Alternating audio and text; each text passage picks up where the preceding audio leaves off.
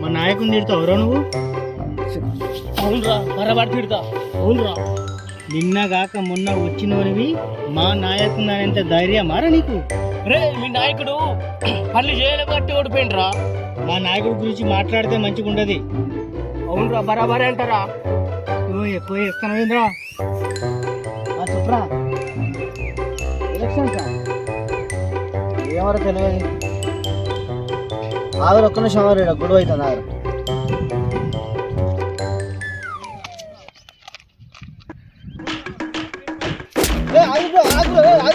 ఆగనా ఏమైనా ఆగనా ఆగు ఆగు ఆగు అరే ఆగు బ్రో ఆగు బ్రో ఏమైంది బ్రో ఆగనా గొడవనికన్నా చెప్పు కొంచెం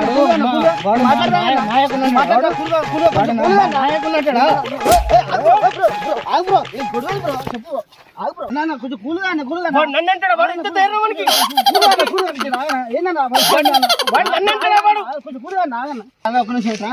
మాట్లాడతారా నువ్వుతారా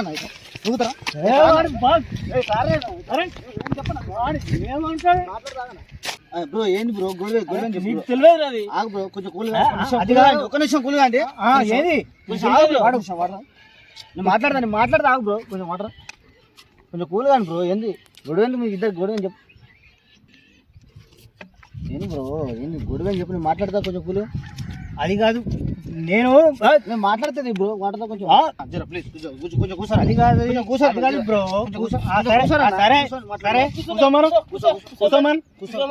మాట్లాడుకుందాం ఇప్పుడు చెప్పండి బ్రో కొంచెం కూల్ అయ్యి చెప్పండి బ్రో నేను ఏమంటాను బ్రో ఇప్పుడు మా నాయకుడిని తిట్టిండు కాబట్టి నేను ఆయన దగ్గర పోవాల్సి వచ్చింది. సరుకుని మీ నాయకుడు ఏమన్నా మేము అడుగు చెప్పు బ్రో ఇప్పుడు ఏమైంది బ్రో? మా నాయకుడిని ఫస్ట్ విమర్శించింది కాబట్టి నేను అనాల్సి వచ్చింది, లేకపోతే నేను ఎందుకు అంటాను మా నాయకుడిని. ఇద్దరి ప్రాబ్లానికి ఒక కొండ మీద ఒక సాయం ఉంటాడు. ఆయన మీ ఇద్దరు పరిష్కారానికి ఆయన మాత్రం న్యాయం చేస్తాడు. కొండ మీద సాయం ఉంటాడు. మీరు అతను ఇల్లు కలిపితే మీకు పరిష్కారం అనేది దొరుకుతుంది. అర్థమైందా బ్రో? ఈ గొడవ పెట్టుకుంటే మీకు ఏం రాదు. నాయకుల గురించి కొట్టుకుంటే మీకు ఏం రాదు. స్వామీజీ దగ్గర పోతే మీకు న్యాయం చేస్తాడు.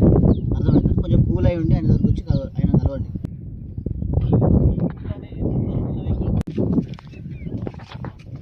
బ్రో ఇంకెంత దూరం ఉంది బ్రో? దగ్గరికి వచ్చేసాం బ్రో. కొండ చివరి సీట్ దగ్గరికి వచ్చేసాం. మీరు వెళ్ళండి. మీరు వెళ్ళి అక్కడ స్వామి మాట్లాడండి. దగ్గరికి వచ్చేసాం. సరే బ్రో.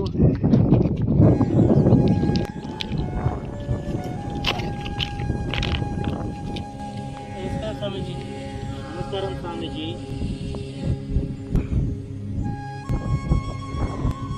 హలో స్వామీజీ. ఓ స్వామీజీ. స్వామి సబ్బుజీ ఏంటి స్వామీజీ? ఓ స్వామీజీ. స్వామీజీ ఓ స్వామీజీ. ఒరే మూర్ఖుడా,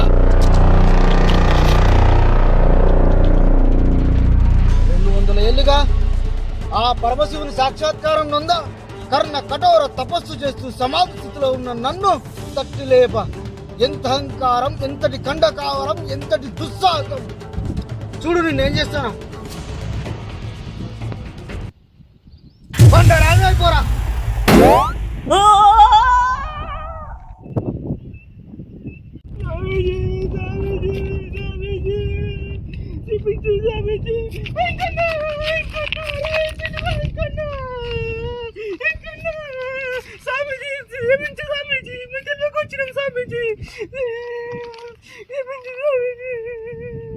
క్షమించండి స్వామి, తెలియక వచ్చినాం స్వామి. ఆయన మంచిని చేయండి స్వామి.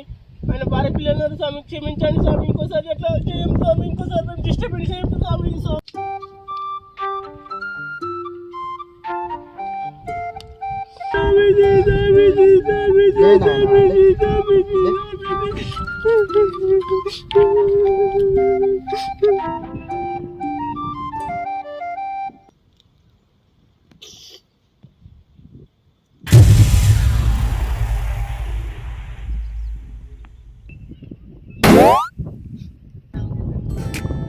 ధన్యవాదాలు స్వామి, ధన్యవాదాలు స్వామి.